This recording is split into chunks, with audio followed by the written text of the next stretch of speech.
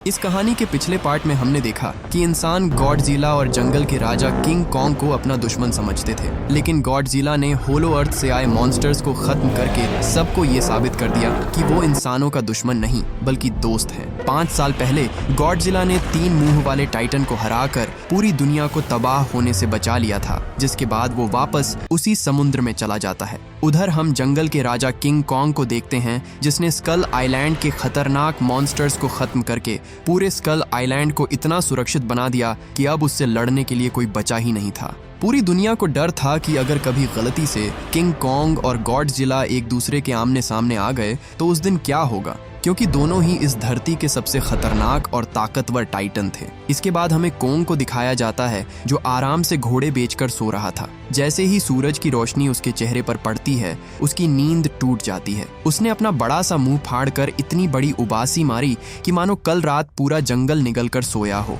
उसने बहुत जोर से अंगड़ाई ली और अपना पिछवाड़ा खुजलाने लगा, जिसके बाद वो एक झरने में शावर लेने चला जाता है। कॉन्ग के पास एक छोटी लड़की आती है जो उसके लिए एक भूसे का गुड्डा बनाकर लाई थी, लेकिन आज कॉन्ग का मूड कुछ ठीक नहीं लग रहा था। वो एक पेड़ को जड़ से उखाड़कर उसे पूरी ताकत से सीधा खुले आसमान की ओर फेंक देता है। ऐसा लगा कि वो कहीं दूर जाकर गिरेगा, पर ऐसा नहीं होता।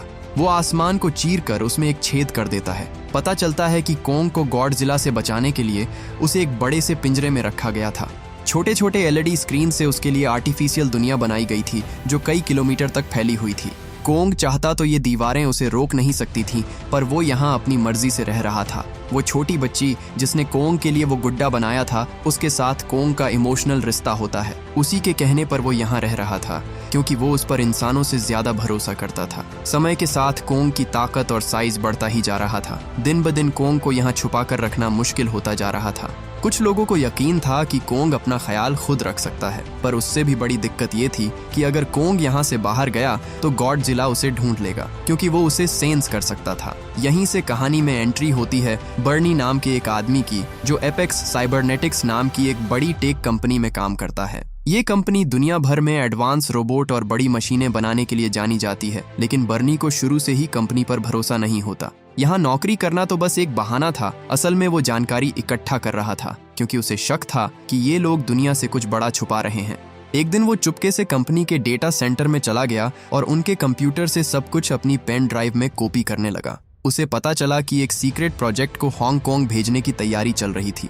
वो जान पाता कि उस शिपमेंट में क्या है, तभी वहां पर गॉडजिला आ जाता है। 5 सालों में पहली बार वो पानी से बाहर आया था। उसे देखते ही आर्मी हेलीकॉप्टर्स उस पर हमला शुरू कर देते हैं, लेकिन गॉडजिला को उनके हमलों से एक खरोच तक नहीं आती। वो अपने रास्ते में आने वाली हर चीज तबाह करता हुआ एपेक्स हेडक्वार्टर्स की ओर बढ़ने लगता है, क्योंकि उसने वहां एक बड़े खतरे को सेंस कर लिया था। कंपनी से सारे लोगों को सुरक्षित निकाला जाता है, पर बर्नी देखता है कि उनमें से कुछ लोग अपनी जान बचाकर भागने की बजाय एक खास चीज की सुरक्षा कर रहे थे। सच जानने के लिए वो उनका पीछा करने लगा, पर जल्द ही उसे पकड़ लिया जाता है। उधर गॉडजिला अपनी एटॉमिक ब्रेथ से सारे फाइटर जेट्स को डिस्ट्रॉय कर देता है। वो इतना भड़का हुआ था कि वो अपनी न्यूक्लियर पावर से पूरे एपेक्स फैसिलिटी को जलाकर राख कर देता है। बर्नी को जब होश आया तो वो खुद को मलबे के ढेर में पड़ा हुआ पाता है। वहाँ वो एक बड़ी सी रोबोटिक आंख देखता है, और यही वो चीज थी जिस वजह से गॉडजिला इतना भड़का हुआ था। इस हमले की खबर रातों रात पूरी दुनिया में फैल जाती है, और हर कोई यही मानने लगता है कि गॉडजिला अब वापस आ चुका है। बड़े बड़े साइंटिस्ट्स भी नहीं समझ पा रहे थे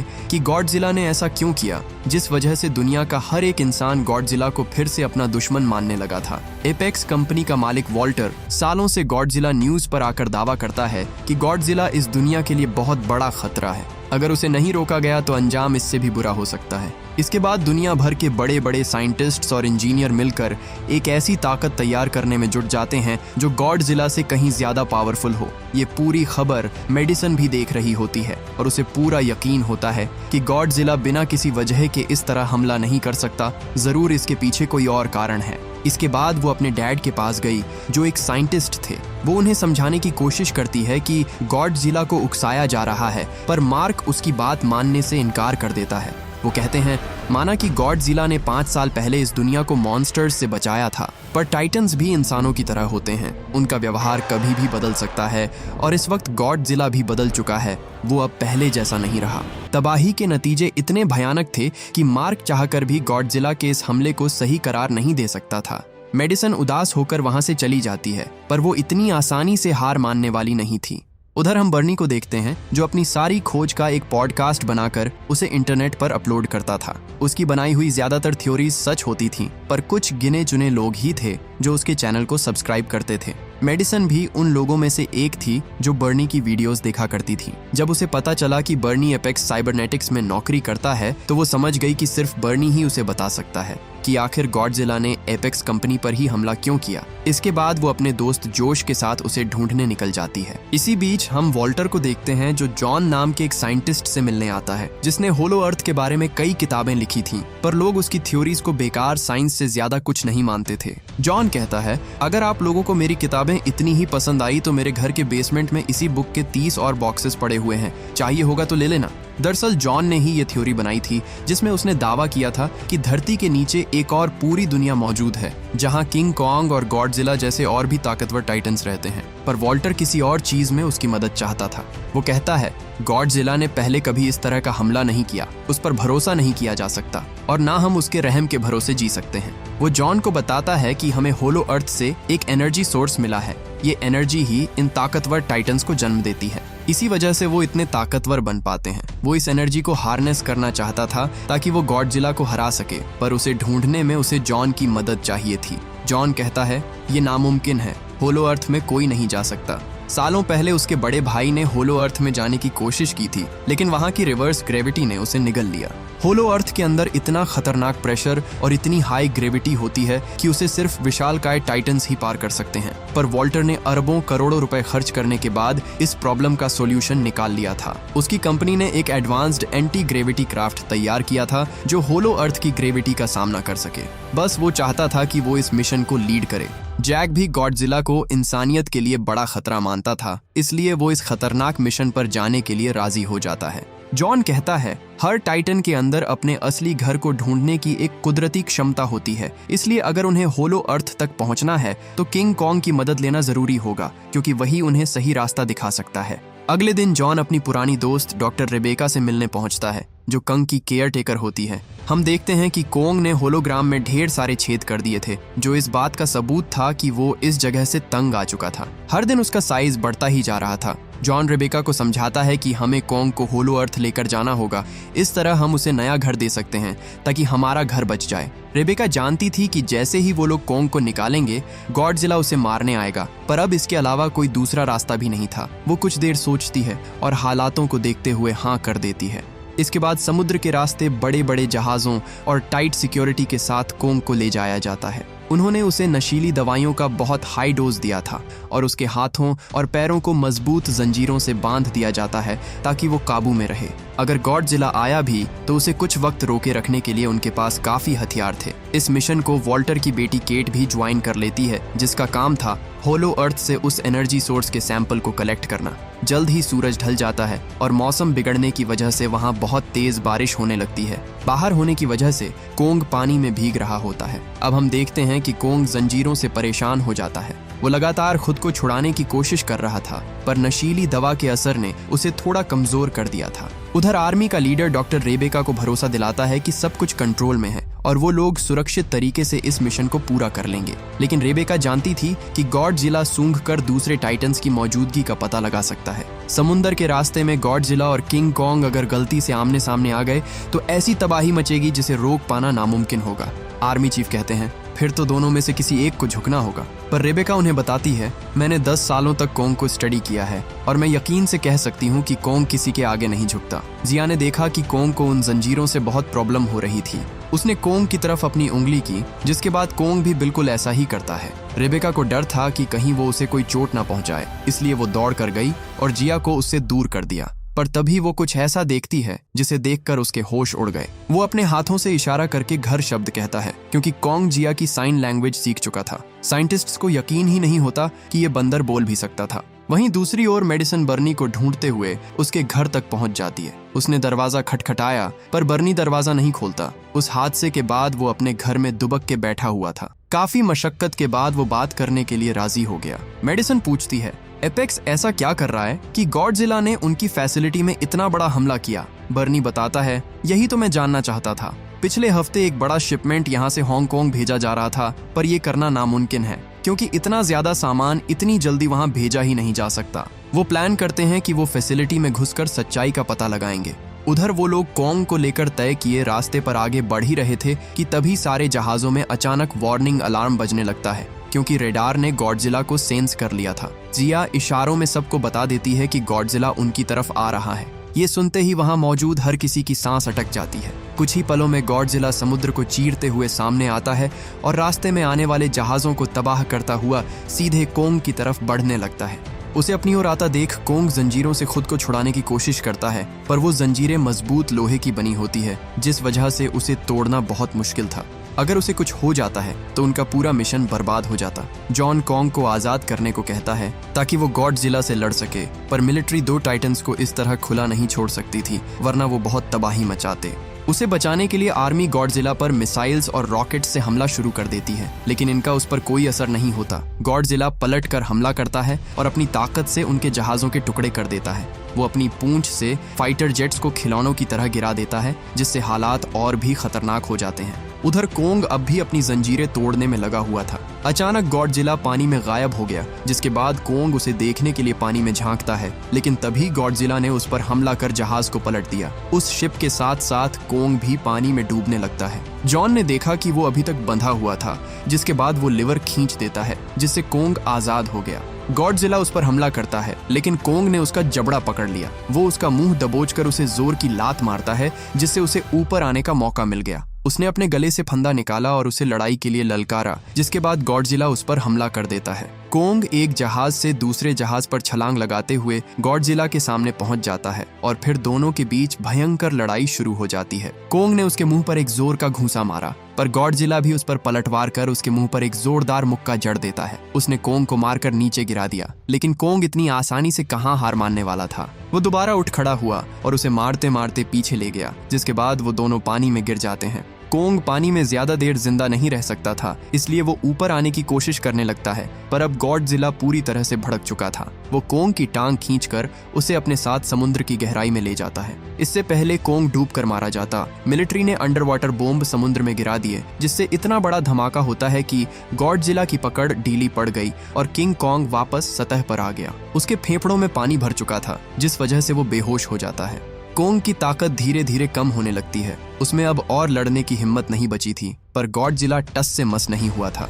वो कॉन्ग को खत्म करने के लिए दोबारा उसकी ओर बढ़ने लगता है। उससे लड़ने का मतलब था सीधे मौत को गले लगाना। इसलिए इस बार जॉन समझदारी से फैसला लेता है और सभी जहाजों के इंजन बंद करने का आदेश देता है, ताकि गॉडजिला को लगे कि सब खत्म हो चुका है। उसका ये तरीका काम करता है। गॉडजिला ने कुछ देर तक उनके जहाजों को गुस्से से देखा, जिसके बाद वो वहां से चला जाता है। अब वो सब बीच समुद्र में फंसे हुए थे। अगर वो इंजन दोबारा स्टार्ट करते तो पानी में वाइब्रेशन होता और गॉडजिला पहली फुर्सत में वापस लौट आता। इसलिए जॉन फैसला करता है कि अब वो समुद्र के रास्ते नहीं जाएंगे, बल्कि कॉन्ग को हेलीकॉप्टर के जरिए बादलों के बीच से ले जाया जाएगा। इसके बाद वो लोग कॉन्ग को अंटार्कटिका में ले आते हैं। कॉन्ग को जब होश आया तो वो पहली बार बर्फ देखता है। जिया उसे उसके घर के लिए रास्ता दिखाती है। वो चाहते थे कि कॉन्ग उस टनल से होते हुए वापस अपने घर लौट जाए, पर कॉन्ग का मन मान नहीं रहा था। उसे लगा कि वो उसे खुद से दूर कर रही है। जॉन रेबेका को बताता है, अब हम वापस नहीं जा सकते, और कॉन्ग भी इतनी ठंड में जिंदा नहीं रह सकता था। उसे होलो अर्थ जाना ही होगा। कॉन्ग देखता है कि दूर दूर तक सिर्फ बर्फ की चादर ही फैली हुई थी। आखिर में जॉन उसे मनाने के लिए झूठ का सहारा लेता है। वो कॉन्ग को कहते हैं, नीचे उसके जैसे और भी लोग हैं, अगर वो वहां गया तो वापस अपने परिवार से मिल पाएगा। आखिरकार कॉन्ग तैयार हो जाता है, जिसके बाद वो तेजी से टनल की ओर बढ़ने लगा और वो लोग भी अपने एंटी ग्रेविटी व्हीकल में बैठकर उसके पीछे जाने लगते हैं। कॉन्ग सीधे एक पोर्टल में जंप लगा देता है, जहां की ग्रेविटी इतनी शक्तिशाली थी कि बस कुछ ही सेकंड्स में वो लोग हजारों मील धरती के नीचे चले जाते हैं। खुशकिस्मती से उनके व्हीकल ने ग्रेविटी के इस भयानक खिंचाव को झेल लिया और वो सुरक्षित होलो अर्थ में पहुंच गए। कॉन्ग गिरता पड़ता किसी तरह खुद को संभाल लेता है और वो लोग भी होलो अर्थ में क्रैश होने से बच गए। ये सब दुनिया के पहले इंसान थे जो यहाँ तक आने में कामयाब हुए थे। होलो अर्थ की खूबसूरती देखकर उनकी आंखें फटी की फटी रह जाती हैं। कॉन्ग लगातार आगे बढ़ने लगता है, क्योंकि उसकी जेनेटिक मेमोरी उसे घर तक पहुंचाने में उसकी मदद कर रही थी। होलो अर्थ भयानक जीवों से भरा हुआ था। उनमें से एक क्रीचर उन पर हमला कर उनके एक व्हीकल को डिस्ट्रॉय कर देता है। वो जॉन की शिप पर हमला करने ही वाला था कि तभी कॉन्ग ने उसकी पूंछ दबोचकर उसे पीछे खींच लिया। कोंग उसे बहुत मारता है, पर एक दूसरा क्रीचर उसके हाथों को बुरी तरह जकड़ लेता है। वो कोंग को मारने की वाला था कि तभी जॉन ने उसके ऊपर बम बरसाने शुरू कर दिए, जिससे उसकी पकड़ ढीली हो जाती है। कोंग उसे उठाकर ऐसे पटकता है जैसे कोई धोबी कपड़े धो रहा हो। आखिर में वो उसके सर को उसके धड़ से अलग कर उसे मार डालता है और फिर उसका स्वाद लेकर उसे मजे से खाता है। इतना स्वादिष्ट मांस कोंग ने बरसों बाद खाया था। उसे तो मजा आ जाता है, पर यह नजारा देखकर उन लोगों को ऐसी घिन आती है कि वो तुरंत दूसरी तरफ मुंह घुमा लेते हैं। आखिर में वो एक पहाड़ के पास आए जहां कोंग दीवार पर किसी का हाथ छपा हुआ देखता है। कोंग धक्का मारकर उस कई टन वजनी दरवाजे को खोल देता है। उसे उम्मीद थी अंदर उसे अपना परिवार मिलेगा, पर वहां कंकालों के ढेर के सिवाय और कुछ नहीं था, जिस वजह से कोंग काफी दुखी हो जाता है। उधर बर्नी मेडिसन और जॉश एपेक्स के खंडर हो चुके हेडक्वार्टर्स में आते हैं। वहां उन्हें एक सीक्रेट लिफ्ट मिली जो उन्हें जमीन में कई फीट नीचे ले जाती है। अंदर पहुंचते ही उन्हें वहां बड़े बड़े अंडे दिखाई दिए। इससे पहले वो कुछ समझ पाते, अचानक लैब का दरवाजा बंद हो जाता है और तीनों अंदर ही फंसे रह जाते हैं। असल में वो एक हाई स्पीड ट्रेन के अंदर थे। एपेक्स ने जमीन के नीचे एक अंडरग्राउंड ट्रांसपोर्ट सिस्टम बना रखा था जो उन्हें सुपरसोनिक स्पीड से सीधा हांगकांग पहुंचा देता है। हांगकांग पहुंचकर वो गार्ड्स की नजरों से बचते हुए एक बड़े से बेसमेंट में पहुंच जाते हैं और वहां का दरवाजा भी अपने आप बंद हो जाता है। बर्नी उस जगह को पहचानता था। वो कहता है, ये एक कसाई खाना है और हम इसके अंदर फंस चुके हैं। वो कुछ समझ पाते उससे पहले ही जमीन से एक विशालकाय रोबोटिक स्ट्रक्चर बाहर निकल कर आता है। उन्हें पता चलता है कि एपेक्स साइबरनेटिक्स ने गॉडजिला को खत्म करने के लिए एक खतरनाक मशीन तैयार की थी। ये कोई साधारण रोबोट नहीं, बल्कि गॉडजिला की ताकत और उसकी हर चाल को ध्यान में रखकर बनाई गई एक परफेक्ट किलिंग मशीन थी। ये सब देखकर मेडिसन और बर्नी को समझ आ जाता है कि गॉडजिला बार बार एपेक्स पर हमला क्यों कर रहा था। ये बात तो साफ थी कि वॉल्टर के सर पर गॉडजिला को खत्म करने का भूत सवार था। ये चीज इतनी ताकतवर थी कि गॉडजिला पहले ही इसके खतरे हो भांप चुका था। वो कुछ समझ पाते तभी एक दरवाजा खुला जिसमें से एक रैप्टर बाहर निकलता है। वो मेडिसन को खाने ही वाला था कि तभी मेका गॉडजिला ने उसे पकड़ लिया और उसे बीच से चीर कर मार डाला। वॉल्टर ने ये टेस्ट ताकत परखने के लिए किया था, जिस पर वो खरा उतरा, पर परेशानी ये थी कि उनका बनाया हुआ मेका गॉडजिला सिर्फ 10 मिनट तक चल सकता था। उसे गॉडजिला से लड़ने लायक बनाने के लिए उन्हें होलो अर्थ के एनर्जी सोर्स की जरूरत थी। उधर हम गॉडजिला को देखते हैं जो उनके इस टेस्ट की वजह से फिर से भड़क जाता है। उसने खतरे को भांप लिया था, जिसके बाद वो अचानक अपनी दिशा बदलकर हांगकांग की ओर जाने लगता है। मेडिसन समझ गई कि गॉडजिला किसी भी वक्त यहाँ आता ही होगा, इसलिए वो एपेक्स से निकलने का रास्ता ढूंढने लगते हैं। पर तभी उन्होंने कुछ ऐसा देखा जिसे देखकर उनके पैरों तले जमीन खिसक जाती है। उन्होंने देखा कि उनके पास किंग गिडोरा की खोपड़ी थी और उसी की जेनेटिक मेमोरी से वो लोग मेका गॉडजिला को ट्रेन कर रहे थे। पिछली बार जब गॉडजिला उस 3 मुंह वाले टाइटन से लड़ा था तो मरते मरते बचा था। अब गिडोरा की वही ताकत इस मेका गॉडजिला में भी थी, बस फर्क इतना था कि इस बार उसका शरीर हार्ड स्टील का बना हुआ था और उसे इंसान कंट्रोल कर सकते थे। इसी बीच हम कोंग को देखते हैं, जिसे अपने घर में एक कुल्हाड़ी मिलती है। ये हथियार कोई आम हथियार नहीं था, बल्कि इसे गॉडजिला के टूटे हुए फिन से बनाया गया था। कोंग को कुल्हाड़ी काफी पसंद आई, इसलिए वो उसे अपने पास रख लेता है। वॉल्टर की बेटी देखती है कि वहां तो कोई एनर्जी सोर्स नहीं था, पर तभी कोंग की कुल्हाड़ी नीले रंग में चमकने लगती है। कोंग ने जब उसे जमीन पर बने सांचे में रखा तो वो पूरी जगह उस रहस्यमयी एनर्जी से जगमगाने लगती है। वॉल्टर की बेटी जल्दी से उस एनर्जी का सैंपल इकट्ठा करने लगती है। रेबेका ने उसे रोकने की कोशिश की, क्योंकि ये ऊर्जा उनके समझ से परे थी। अगर ये गलत हाथों में लग जाती तो इसके नतीजे भयानक हो सकते थे। पर वॉल्टर के गार्ड उन पर बंदूक तान देते हैं, जो देख कोंग को गुस्सा आ गया। जल्द ही गॉडजिला शहर पहुंचकर तबाही मचाने लगता है। वो अपने सामने आने वाली हर चीज को रौंदता हुआ एपेक्स हेडक्वार्टर्स की ओर बढ़ ही रहा था कि तभी उसने कोंग को सेंस कर लिया, जिसके बाद वो अपनी एटॉमिक ब्रेथ से जमीन में होल करने लगता है। उसके बस इतना करने से होलो अर्थ में भूकंप आ जाता है, जिससे वहां छुपे चमगादड़ जाग जाते हैं। उन्होंने एक एक कर सभी इंसानों को खाना शुरू कर दिया।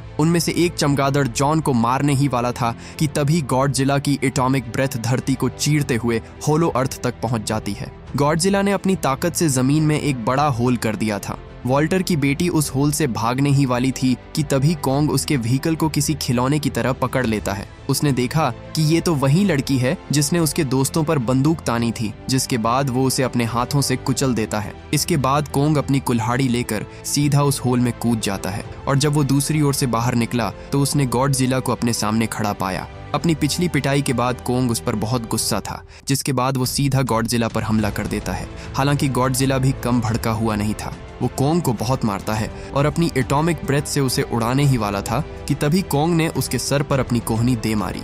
कोंग बार बार उसका मुंह पकड़ने की कोशिश करता है, पर उसके जबड़ों को काबू में करना आसान नहीं था। गॉडजिला फिर से उस पर अपनी एटॉमिक ब्रेथ छोड़ने की कोशिश करता है, पर कोंग ने उसके मुंह में डंडा घुसा दिया। कोंग पूरी कोशिश करता है कि वो अपनी असली ताकत का इस्तेमाल ही ना कर पाए। आखिर में गॉडजिला उस पर रेडिएशन की बारिश कर देता है, पर कोंग बीच में अपनी कुल्हाड़ी लेकर खड़ा हो गया, जिससे वो पूरी तरह से चार्ज हो जाती है। उसने कुल्हाड़ी उसके पैर पर दे मारी, पर गॉडजिला उसकी कुल्हाड़ी को उठाकर दूर फेंक देता है। कोंग के पास अब अपने बचाव के लिए कोई हथियार नहीं था, जबकि गॉडजिला खुद एक चलता फिरता हथियार था। उसने अपनी एटॉमिक ब्रेथ से कोंग पर हमला किया, जिससे कोंग की पीठ बुरी तरह झुलस जाती है। वो दौड़कर अपनी कुल्हाड़ी तक पहुंचने की कोशिश करता है, लेकिन हर बार गॉडजिला उसका रास्ता रोक देता है। उसकी कुल्हाड़ी अब उससे बस कुछ कदम दूर थी, जिसके बाद वो एक बिल्डिंग के हिस्से को अपनी ढाल बनाकर गॉडजिला की एटॉमिक ब्रेथ से बचता हुआ उस तक पहुंच जाता है। गॉडजिला के हमले से उसका हथियार एक बार फिर से चार्ज हो जाता है, जिसके बाद कोंग ने वही कुल्हाड़ी उसके मुंह पर दे मारी। टकराव इतना जबरदस्त था कि वो दोनों एक दूसरे से दूर जा गिरे।